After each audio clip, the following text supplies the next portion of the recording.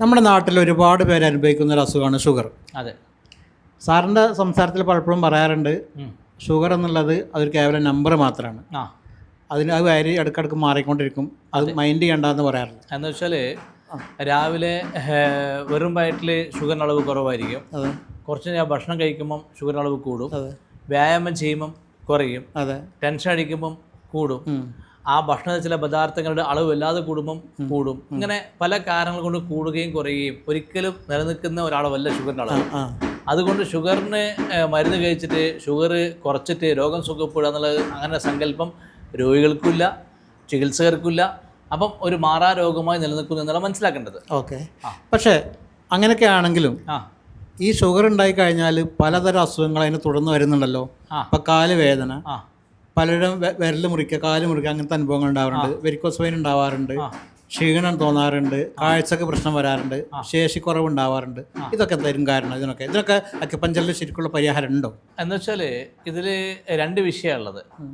പ്രമേയ രോഗികളുടെ പ്രശ്നം എന്താണെന്ന് ചോദിച്ചു കഴിഞ്ഞാൽ, ഒരാൾക്ക് ഒരു പ്രമേയ രോഗി കാല് മുട്ടുവേന വന്നാൽ അയാൾ ഷുഗർ കൂടിയത് കൊണ്ടാണോ മുട്ടുവേന സംശയിക്കും. ഒരാൾക്ക് തലവേന വന്നാൽ ഷുഗർ കൂടിയത് കൊണ്ടാണോ തലവേന സംശയിക്കും.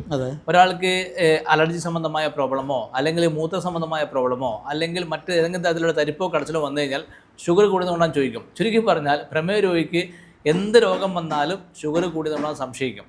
എന്നാൽ ഈ രോഗങ്ങളൊക്കെ തന്നെ പ്രമേയം കൂടിയാലുണ്ടാകുന്ന രോഗമാണോ? ഒരിക്കലുമല്ല. പ്രമേയമേ ഇല്ലാത്തവർക്കും സാധാരണ ഉണ്ടാകുന്ന രോഗങ്ങളതൊക്കെ അത് ഷുഗർ തമ്മിൽ യാതൊരു ബന്ധവുമില്ല എന്നുള്ള സത്യം. പക്ഷേ ഈ രോഗം കൂടുന്ന സമയത്ത് ഷുഗർ പരിശോധിക്കുമ്പോൾ ആ ഷുഗർ പരിശോധിക്കുന്നതിൻ്റെ ഭാഗമായിട്ട് ഷുഗർ കൂടിയത് കാണിക്കുമ്പോൾ പലപ്പോഴും ഷുഗർ കൂടിയത് കൊണ്ടാണ് ഇങ്ങനെ ഉണ്ടാവുമെന്ന് പറയുന്നുണ്ടെങ്കിൽ, എന്നാൽ നേരെ മറിച്ചുകൊണ്ട് എന്ന് വെച്ചാൽ അസ്വസ്ഥമുള്ള സമയത്ത് ഷുഗർ പരിശോധിക്കുമ്പോൾ ഷുഗർ കൂടിയിട്ടില്ല, അപ്പോഴോ അസ്വസ്ഥ കൊണ്ട് ഷുഗർ കൂടിയിട്ടില്ല. അപ്പോൾ രണ്ടും സംഭവിക്കുന്നുണ്ട്. എന്നാൽ ഇതിൻ്റെ പ്രശ്നം എന്താണെന്ന് ചോദിച്ചാൽ ഇത് രോഗമല്ലല്ലോ. എന്നാൽ ഇതിന് കാലങ്ങളായി മരുന്ന് കഴിക്കുമ്പം ആ മരുന്ന് വളരെ സാവധാനമായി ശരീരത്തിൽ പല കുഴപ്പങ്ങൾ ഉണ്ടാക്കുകയും ആ കുഴപ്പങ്ങളുടെ അനന്തരഫലമായി കൂടുതൽ കുഴപ്പങ്ങൾ ഉണ്ടാവുകയും ചെയ്യും. അതിലൊരു ഭാഗമാണത് പല ഭാഗത്തും രക്തോട്ടം പരിപൂർണമായി നിന്ന് പോകുന്ന അവസ്ഥ, മരവിപ്പ് ഉണ്ടാകുന്ന അവസ്ഥ. ഇപ്പോൾ കാലിൽ മരവിപ്പ് ഉണ്ടായെന്ന് വിചാരിക്കുക. ആ കാലിൽ മരവിപ്പ് ഉണ്ടായിക്കഴിഞ്ഞാൽ അതിനർത്ഥം എന്താണ്? അവിടെ പ്രോപ്പറായി ബ്ലഡ് സർക്കുലേഷൻ ഇല്ല. ഈ ബ്ലഡ് സർക്കുലേഷൻ ഇല്ലാത്ത അവസ്ഥ എങ്ങനെ വന്നു? കാലങ്ങളായി മരുന്ന് കഴിച്ചതിൻ്റെ ഫലമായി വന്ന ഒരു കുഴപ്പമാണത്. ഇപ്പോൾ ശരീരത്തിൻ്റെ ഏതെങ്കിലും ഭാഗത്ത് ബ്ലഡ് സർക്കുലേഷൻ പരിപൂർണ്ണം നിന്ന് കഴിഞ്ഞാൽ അവിടെ എന്ത് സംഭവിക്കും? അവിടെ പഴുപ്പുണ്ടാകും, കുഴപ്പങ്ങളുണ്ടാകും.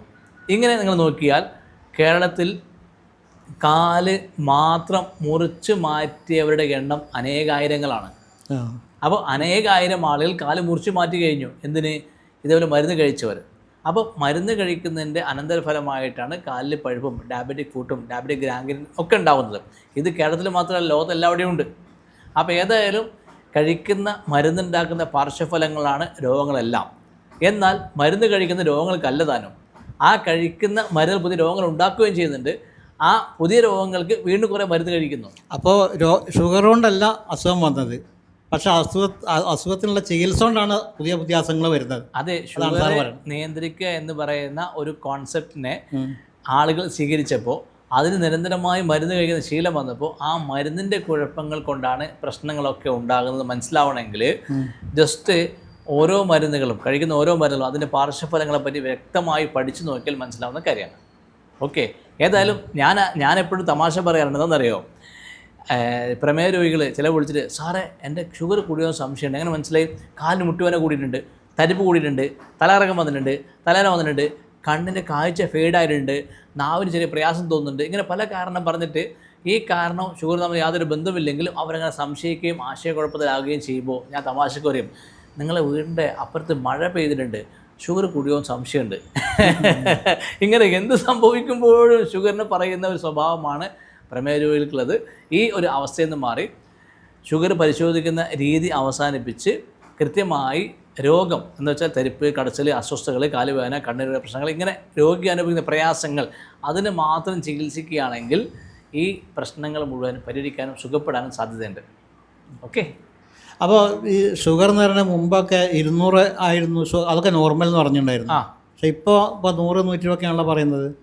അത് സ്വാഭാവികമായിട്ടും അതിനെ കണക്ക് നിശ്ചയിക്കുന്നതിൻ്റെ മാനദണ്ഡം പണ്ട് ഇപ്പോൾ അറിയാം, കൊളസ്ട്രോൾ ആയാലും ഷുഗറിൻ്റെ ആയാലും ആദ്യമുള്ള അളവിനേക്കാൾ അളവ് കുറഞ്ഞു വന്നു എന്ന് വെച്ച് കഴിഞ്ഞാൽ രോഗികളുടെ എണ്ണം കൂടി കൂടി ഇത് ഇപ്പോൾ ഞാൻ ചെറിയൊരു കാര്യം പറയാം. ഒരു പ്രമേഹ രോഗി രോഗനിർണയം എന്ന് പറഞ്ഞു പോകുന്നു. അങ്ങനെ ഒരു രോഗിക്ക് 250 കിട്ടിയിരിക്കുക ഷുഗർ ലെവൽ, മറ്റൊരു രോഗിക്ക് 350 കിട്ടിയിരിക്കുക, മൂന്നാമത്തെ രോഗിക്ക് 450 കിട്ടിയിരിക്കുക. ഈ 3 രോഗിയും പ്രമേഹ രോഗിയാണല്ലോ. 3 രോഗിക്കും ഒരേ മരുന്ന് കൊടുക്കുമോ? ഇല്ല. അപ്പോൾ രോഗനിർണയമാണോ? അല്ല. പിന്നെ 3 രോഗിക്ക് വേറെ വേറെ മരുന്ന് കൊടുക്കുന്നു. വാസ്തവത്തിൽ രോഗമാണോ നിർണ്ണയിച്ചത്, മരുന്നാണോ നിർണ്ണയിച്ച് ആലോചിച്ച് നോക്കൂ. രോഗമെല്ലാം നിർണ്ണയിച്ച മരുന്ന് നിർണ്ണയിച്ചത്. ആ മരുന്ന് നിർണ്ണയമാണ് രോഗനിർണയം എന്ന് പറയാൻ കഴിയില്ല. കാരണം പ്രമേഹ രോഗി അനുഭവിക്കുന്ന ഒരു അസ്വസ്ഥയും അളന്ന് തിട്ടപ്പെടുത്തുന്നതല്ല ഈ ടെസ്റ്റ് എന്ന് പറയുന്ന സാധനം. പിന്നെന്താണ്? എത്ര മരുന്ന് കഴിക്കണമെന്ന് നിശ്ചയിക്കലാണ് ഈ മരുന്ന് നിശ്ചയിക്കലാണ് ഈ ഡയഗ്നോസിങ് എന്ന് പറയുന്ന ഈ ഷുഗർ പരിശോധനയുടെ കാര്യം. അല്ലാതെ രോഗവും തമ്മിൽ യാതൊരു ബന്ധവുമില്ല. ആ മരുന്ന് കഴിച്ച് കുറേ പുതിയ രോഗം ഉണ്ടാകുന്നു എന്നുള്ളതാണ് സംഭവിക്കുന്ന കാര്യം. അതുപോലെ തന്നെ ശരീരത്തിൻ്റെ പല ഭാഗങ്ങളിൽ നിന്ന് ഒരേ സമയം ഷുഗർ എടുത്താലും വിവിധ അളവിലുള്ള ഷുഗറും പ്രഷറും കിട്ടുമെന്ന് പറഞ്ഞാൽ ശരിയാണ്. അത് അന്വേഷിച്ചാൽ അത് വളരെ വ്യക്തമായി മനസ്സിലാവുന്ന കാര്യമാണ്. അത് അന്വേഷിച്ചാൽ മനസ്സിലാവും. ഇപ്പം ഒരുപക്ഷെ രോഗമൊന്നുമില്ലാത്ത ഒരാൾക്ക് പ്രയാസം ഉണ്ടായിക്കൊള്ളുന്നില്ല. ഒരു ഡയബറ്റിക് ഗാംഗ്രീനൊക്കെ വന്ന ഒരാൾ നിങ്ങൾ പോയി പരിശോധിച്ചാൽ, എനിക്കങ്ങനെ അനുഭവമുണ്ട്. ഡയബറ്റിക് ഗാംഗ്രീനൊക്കെ വന്ന് അയാൾ പരിശോധിച്ചാൽ കയ്യിലും വലത്തെ കൈയിലും ഇടത്തേക്കാലിലും വലത്തേക്കാലിലും പരിശോധിച്ചാൽ ഡയബറ്റിക് ഫൂട്ട് വന്ന കാലിൽ ഷുഗർ വളരെ കൂടുതലായിരിക്കും. അപ്പോൾ ഇത് തന്നെ മനസ്സിലാക്കുക, എന്ത് എല്ലാ ഭാഗത്തും ഒരേ അളവ് ഉണ്ടാവില്ല. ഇപ്പോൾ എനിക്കോ നിങ്ങൾക്ക് ഷുഗർ ഇല്ല, നമ്മൾ പരിശോധിച്ചാൽ ചിലപ്പോൾ ഒരേ അളവ് കിട്ടിയില്ലെങ്കിലും ചെറിയൊരു 10, 20, 30 വ്യത്യാസം കിട്ടിയേക്കാം. എന്നാൽ ഈ വലിയ തോതിൽ കാലങ്ങളോളം മരുന്ന് കഴിച്ച രോഗിയെ നിങ്ങൾ ഇതുപോലെ പരിശോധിച്ചാൽ, ശരീരത്തിൻ്റെ പല ഭാഗത്തും പരിശോധിച്ചാൽ ഒരിക്കലും ഒരേ അളവ് കിട്ടാനുള്ള സാധ്യതയില്ല എന്നാണ് ഞാൻ മനസ്സിലാക്കിയിട്ടുള്ളത്. ഓക്കെ, ഏതായാലും പ്രമേഹ രോഗികൾ എനിക്ക് പറയാനുള്ള എന്താണെന്ന് ചോദിച്ചു കഴിഞ്ഞാൽ, നിങ്ങൾ തൽക്കാലം ഷുഗർ പരിശോധന നിർത്തി വെച്ചിട്ട് അനുഭവിക്കുന്ന പ്രയാസങ്ങളുണ്ടല്ലോ, അത് ചികിത്സ സുഖപ്പെടും. ഏതുപോലെ? കോവിഡ് പോലെ. ഇപ്പോൾ കോവിഡ് പരിശോധന നിർത്തിയപ്പോൾ എന്ത് സംഭവിച്ചു? കോവിഡ് രോഗി അവസാനിച്ചു എന്ന് പറഞ്ഞ പോലെ ഷുഗർ പരിശോധന നിർത്തിയാൽ ഷുഗർ രോഗി അവസാനിക്കും. പിന്നെ അത് ബാക്കിയാവും കോവിഡിൻ്റെ എല്ലാ ലക്ഷണവും, അല്ലേ? ചുമ, തുമ്മൽ, മൂക്കടപ്പ്, തലവേദന, ശ്വാസം മുട്ടൽ, പനി, തൊണ്ടയടപ്പ്, ഇതൊക്കെ ഇപ്പോഴും ഉണ്ട്. കോവിഡ് പരിശോധന നിർത്തിയൊന്നും കോവിഡ് അല്ലാണ്ടായി എന്ന് പറഞ്ഞ പോലെ ഈ പ്രമേഹ പരിശോധന അവസാനിപ്പിച്ചിട്ട് ഈ അസ്വസ്ഥതകളില്ലേ, ഇതിന് മാത്രം ചികിത്സ, അതൊക്കെ സുഖപ്പെട്ട് ആരോഗ്യത്തോടെ സമാധാനത്തോടെ ഇഷ്ടമുള്ള ആഹാരം കഴിച്ച് മധുരം കഴിച്ചുകൊണ്ട് സമാധാനം ജീവിക്കാനുള്ള സൗകര്യം ഉണ്ടാവും. ഇതാണ് ബുദ്ധിപരം പറയാൻ ആഗ്രഹിക്കുന്നു. ഏതായാലും എൻ്റെ ശബ്ദം ശ്രവിക്കുന്ന മുഴുവൻ ആളുകളും നിങ്ങൾ പരിചയമുള്ള പ്രമേഹ രോഗികൾക്ക് ഈ വീഡിയോ അയച്ചു കൊടുക്കൂ. അവർ അനുഭവിക്കുന്ന പ്രയാസങ്ങൾ മാറിക്കിട്ടാൻ അവരെ സഹായിക്കൂ. കാലങ്ങളായി മരുന്ന് കഴിക്കുമ്പോൾ കൂടുതൽ മരുന്നുണ്ടാക്കുന്ന കുഴപ്പങ്ങൾ അനുഭവിച്ച് കൂടുതൽ അതിൻ്റെ പ്രശ്നങ്ങൾ അനുഭവിച്ചു കൊണ്ടിരിക്കുകയാണ്. അവരാരെങ്കിലും രക്ഷിക്കാൻ നിങ്ങൾക്ക് താല്പര്യമുണ്ടെങ്കിൽ, നിങ്ങളുടെ ബന്ധുക്കൾപ്പെട്ട ആരെങ്കിലും ഇതുപോലെ പ്രയാസം അനുഭവിക്കുന്നുണ്ടെങ്കിൽ അവർക്ക് ഈ വിവരം കൈമാറും. അവരും സമാധാനത്തോടെ ജീവിക്കാൻ നിങ്ങൾ കാരണക്കാരനാകാൻ ശ്രമിക്കൂ. Thank you. Thank you sir.